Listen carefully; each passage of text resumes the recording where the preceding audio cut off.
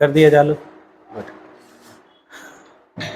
देखिए क्वेश्चंस को समझिएगा, और ये जो लैंग्वेज है ये सब नई लैंग्वेज है अभी की, पुराने किताबों में भी आपको देखने को मिलेगी, ऐसा नहीं है, बट ये फॉर्म में चल रही है अभी।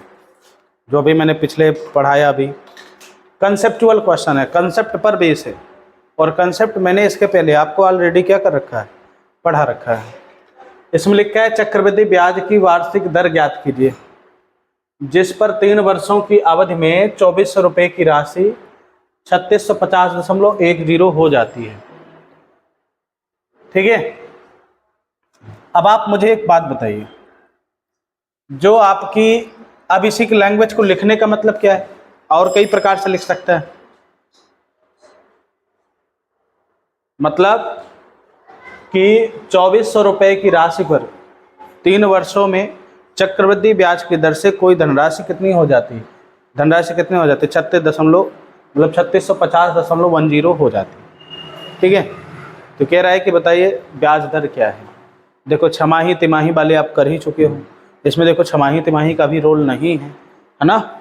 अब आप समझेंगे तो कितना, भाई ध्यान से सुनिएगा, प्रिंसिपल नीचे रखेंगे, जो अमाउंट निकला वो कितने साल का है भाई, तो यानी अमाउंट कौन सा है A3।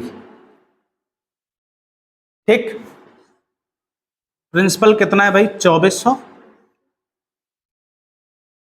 अमाउंट कितना है 3650.1, दशमलव हटाएंगे, जीरो नीचे क्या कर देंगे।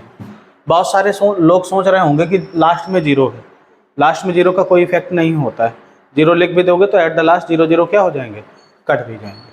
अब देखिए ये 3 साल का है, तो पर लेकिन कितने के मल्टीपल के पावर में जा रहा है, मल्टीपल निकालना है 1 ईयर का, 1 ईयर का। तो 1 ईयर के लिए अगर मैं बात करूं तो इसमें क्या लगाऊंगा 1/3, 1/3 लगाऊंगा कि नहीं लगाऊंगा। बस सबसे पहले जो चीज़ कट रही हो उसको काटिए। आप देखते हैं 6 3 9 5 1 6, 3 से कट जाएगा, 3 9 ठीक। विभाजता के नियम आप लोगों के करना क्या है, इसी वाले चैनल पर जहां पर ये वीडियो पड़ी हुई है इसमें कैलकुलेशन सीरीज पड़ी हुई है, कैलकुलेशन सीरीज इसी में पड़ी हुई है। लगभग 27 लेक्चर हैं, 25 से 27 लेक्चर प्लेलिस्ट में पड़ी हुई है। Day first, day second, day third, ऐसे आप देखते हुए चले जाइए, तो इसकी छोटी छोटी चीज़ें आप वहाँ पर क्या कर लोगे, सीख लोगे। छोटी छोटी जितनी भी सारी चीज़ें हैं, सारी चीज़ों को आप वहाँ से सीख लोगे, बशर्ते उसको पढ़ना बस नहीं है, साथ में लिखना है। देखो थोड़ा सा मेहनत करना पड़ेगा एक्स्ट्रा आपको अगर समझना है। देखो वो पूरा मैंने 1.5 महीना पढ़ाया था, अब 1.5 महीना वो चीज़ पढ़ाने के लिए अगर मैं बैठूंगा तो फिर ये आपका सिलेबस नहीं हो पाएगा, तो आपको कुछ एडिशनल करना पड़ेगा, उसको ज़रूर पढ़िएगा। 3 से कटेगा, 3 दूनी 6, 3 करने 3, 3 छंग 18, 2 3 7 21। अगर आप गौर से देखो 8000 किसका क्यूब रूट होता है, 20 का, 12176 कितने का होता है, 23 का। लो भाई बन गया मल्टीपल, ये मल्टीपल बन गया। 20 रुपये अमाउंट था, प्रिंसिपल था, 23 हो गया, तो कितने की इंक्रीजमेंट हुई, 3। तो 3/20 का, 1/20 का मतलब कितना होता है 5%, 3/20 का मतलब 15% आपका रेट ऑफ इंटरेस्ट था। कितना था भाई 15%। इंपॉर्टेंट क्वेश्चन है, ध्यान दीजिएगा, है ना, नोट करिए, फिर आगे चलते हैं। इसको पॉज कर दो, पॉज करना है।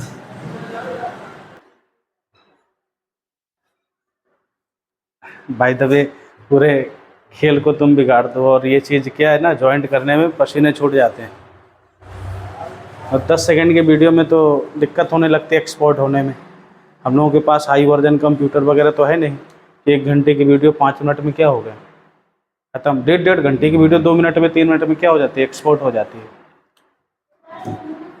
कितना आया, 12.5 ना है यार, कहाँ ले गई तुम, 100% से ऊपर ले गई। देखो कोई धनराशि वार्षिक रूप से चक्रवृद्धि ब्याज पर 3 वर्षों में 6400, तो आप A3 नीचे लिखो, A5 ऊपर लिखो। मैंने ये भी तो बोला था जब आपको एग्जाम्पल दिया था 4 5 वर्ष और 7 वर्ष का, तो 5 और 7 में कितने वर्ष का गैप होता है? 2 का। तो उसमें स्क्वायर लगा होता था, आप अगर देखोगे वीडियो में पढ़ा होगा। इसमें क्या है? 5 वर्ष और 3 वर्ष, तो 5 वर्ष का कितना है भाई? 8100। हाँ, ये ध्यान देना, ये नहीं कि A3 आप ऊपर लिख दो, जो छोटा वाला हो उसे कहाँ लिखना है? नीचे। वो प्रिंसिपल बनेगा आपका, A3 प्रिंसिपल बनेगा, ना कि आपका अमाउंट बनेगा। अमाउंट आपका A5 ही बनेगा। तो 6400 इतना आ गया। आप इसको काटोगे, बताओ 3 और 5 के बीच कितने का गैप है? 2 का। तो यहाँ पर क्या लगाओगे? 1/2 लगाओगे आप, ठीक है। तो ये कितना आ जाएगा? 8 का स्क्वायर रूट कितना आ जाएगा? 9। 64 8, बताइए। 1/8 आपको रेट ऑफ इंटरेस्ट बनाएगा। 1/8 का मतलब कितना होता है? 12.5%। ये 12 सही 1/2%। हाँ, एक चीज और बता दूं, एग्जाम में कभी कभी क्या होता है कि 12 को 4/8 भी लिख देगा, तब भी बात क्या है? सेम है। ये चीज ध्यान दे लेना। बहुत सारे लोग ढूंढते रहेंगे 12.5 तो नहीं है कहीं पर, लेकिन ये ऑप्शन में जरूर लिखा होगा, तो यानी है 12.5% ही है, ठीक है। पॉज कर दो।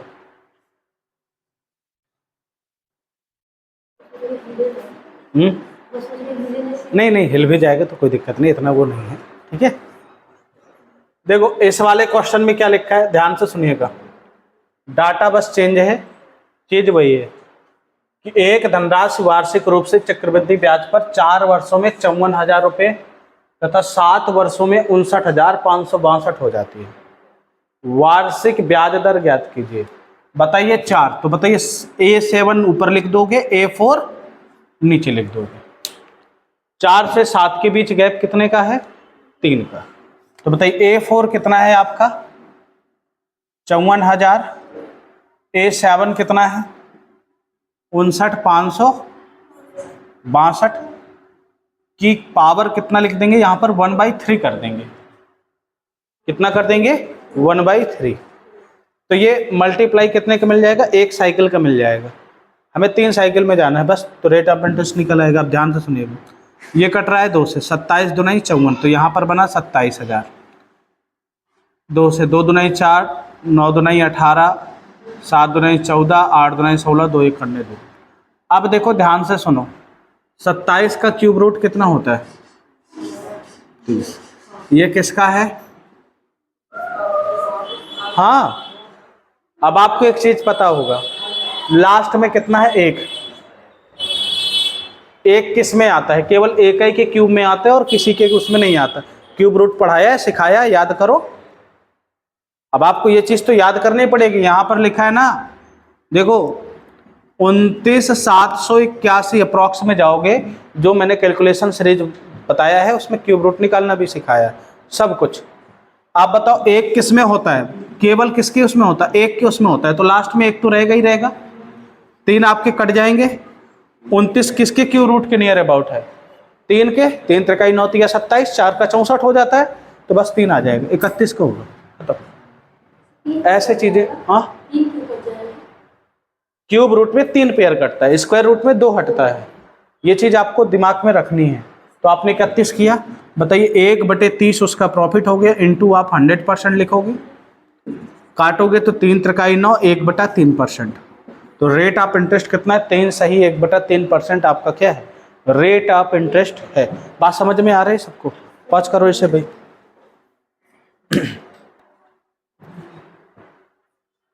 दो धनराशियों का अनुपात 16:25 है, ठीक। यदि वार्षिक चक्रवृद्धि ब्याज की दर से क्रमशः 7 वर्ष और 5 वर्ष के लिए उधार लिए जाते हैं, तो बराबर धनराशि प्राप्त होती है। उधार लिए गए तो बराबर धनराशि प्राप्त होती है। 5 वर्षों के लिए उधार लिए जाते हैं तो बराबर धनराशि प्राप्त होती है। धनराशि का मतलब अमाउंट, उधार लिए गए। वार्षिक ब्याज की दर ज्ञात कीजिए। जो ये आपका है 16:25 है, ध्यान से सुनना है। 16 अनुपात जो आपके सामने 25 लिख रखा है, ठीक है। 16 अनुपात कितना हो गया, 25 हो गया। आप कहोगे कि जो अमाउंट है 7 वर्ष और कितने वर्ष के लिए, 5 वर्ष के लिए, तो कितने का गैप है यहाँ पर, 2 का। तो इसमें क्या लगाओगे, स्क्वायर रूट। बताइए 16 के स्क्वायर रूट कितना होता है, 4। आप ये मत समझिएगा, जब आप ये निकलेगा 1 ईयर का मल्टीपल निकलेगा, यानी 5/2 जो अमाउंट मिलेगा 5/4, 5/4, 5/4, 5/4, 5/4 के उसमें मिलेगा। तो 4 क्या है इसका प्रिंसिपल हो जाएगा, 5 क्या है इसका अमाउंट। तो उसे ब्याज कितना मिला, यानी कितना रुपए एक्स्ट्रा मिला, 1। किससे, 4। 1/4 का मतलब कितना हो गया, 25%। बहुत सारे लोग ऐसे मत कर देना 20%। जब ब्याज निकालना है तो कमी की तरफ मत जाइएगा कि आपने इधर 7 वर्ष और 5 वर्ष के हिसाब से देखा कि 5 वर्ष वाला सीन पहले होगा, ऐसा नहीं। ब्याज है तो आपको ये चीज करना ही है। हाँ जी, ये 2 ईयर का है, 2 ईयर का रेशियो ये भी होगा, खत्म। स्क्वायर रूट ले लिया, 2 ईयर का आ जाएगा, खत्म किया। बात समझ में आ गई। हाँ जी, हटाओ इसे, इंपॉर्टेंट क्वेश्चन है। देखिए अब इस वैरायटी क्वेश्चन हम लोग पढ़ भी चुके हैं, है ना। इसको फिर से आप लोगों को समझना है। कह रहा है कि एक चक्रवृद्धि ब्याज पर एक निश्चित धनराशि 5 वर्षों में स्वयं की दोगुनी हो जाती है। ध्यान से सुनिएगा, 5 ईयर में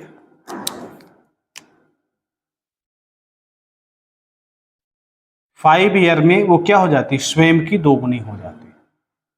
हर 5 साल, हर 5 साल, 5-5 साल के गैप में कितनी हो जाती है, मतलब जो ये साइकिल है 5-5 साल की कितनी में दोगुनी, 5 ईयर। फिर 5 साल के गैप में कितनी हो जाएगी, फिर दोगुनी, मतलब ये प्रिंसिपल का काम करने लगेगा।